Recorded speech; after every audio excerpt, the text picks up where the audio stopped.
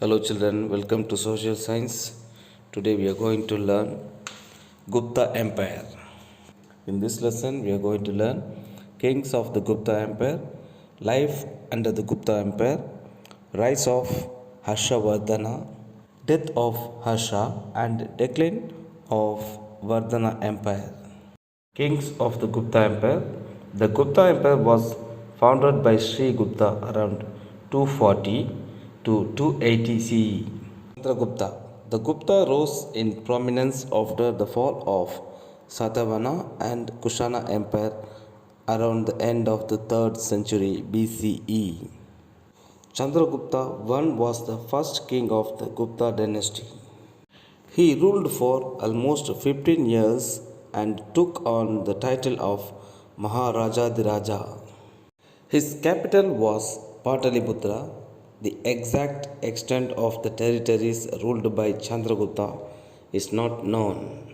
Sources reveal that he handed over the throne to his son Samudragupta in his old age, and it was Samudragupta who built and united the empire.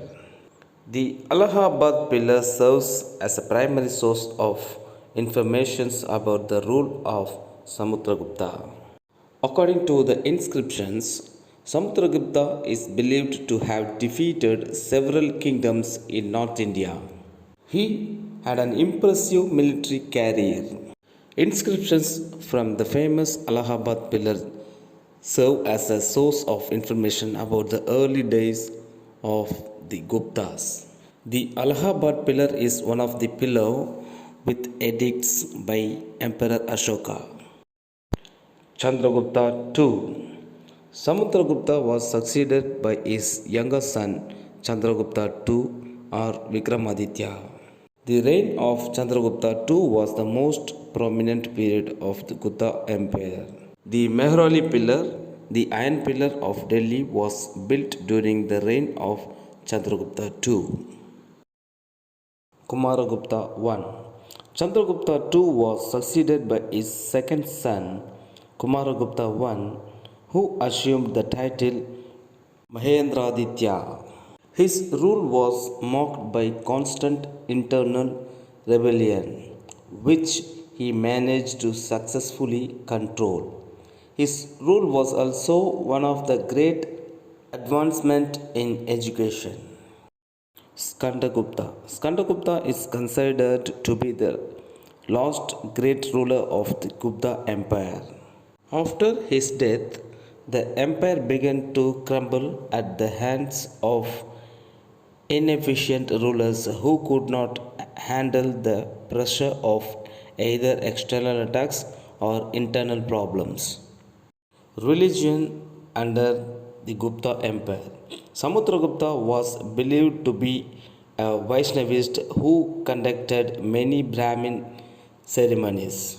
He performed the Ashwamedha sacrifice. Education. The Gupta period was also one of the great learning and advancement in science and medicine.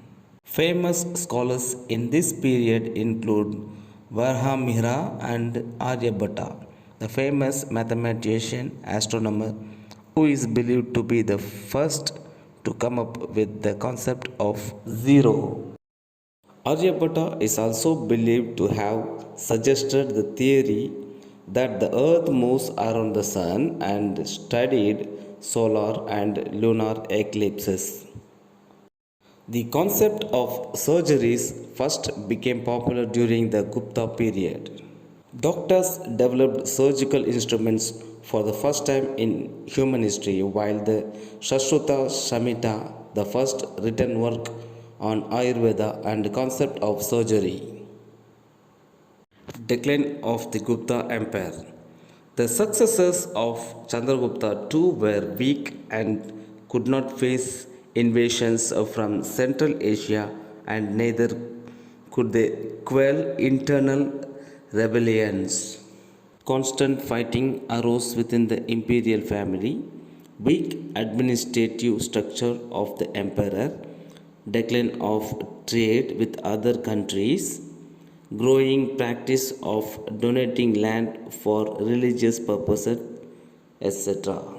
The decline of the Gupta Empire also saw the rise of another power in the subcontinent, rise of Harshavardhana. With the decline of Gupta Empire, many smaller kingdoms were formed from its remains. Harshavardhana, the king of Taneshwar, unified all these kingdoms and brought it under his control. Information about his reign is mainly from two sources: his biography, Harsha Charita, written by his court historian Bhanabhatta, and the account of the Chinese traveler Huan Stang. Society and religion. Harsha's reign was one of the religious tolerance and harmony. Harsha himself believed in Buddhism and built various Buddhist stupas and monasteries. Although most accounts state Harsha was a believer of Buddhism, many other accounts also refer to him as a Saivist, leading to the belief that he must have converted to Buddhism later on in his life. He banned animals slaughter for food. Every 5 years, he had a great assembly called Moksha. The caste system was prevalent in ancient India and it was no different during Harsha's reign too. Depending on their birth or profession, people were divided into the four Varna: Brahmana, Vaishya, Kshatriya, and Shudra, which among them had their own subcastes. The status of women declined as compared to the liberal era of earlier times. Sati Pratha was common and widow remarriage was not allowed in higher castes. Death of Harsha and decline of Vardhana Empire. Harsha died in 647 AD and the empire died with him. The death of Harshavardhana is not well documented from too many accounts. Harsha died without any heir. As a result, Arjuna, one of the chief ministers, took up the thrones. Later in 648 CE, Arjuna was captured and held prisoner in an attack by the Tibetans. Harshavardhana's empire is often referred to as the last great empire in India before the Islamic invasion. Harsha was a great patron of art and literature. He was also a Sanskrit scholar and wrote 3 plays: Ratnavali, Priyadarshika, and Nagananda. With this, I conclude this lesson. Thank you.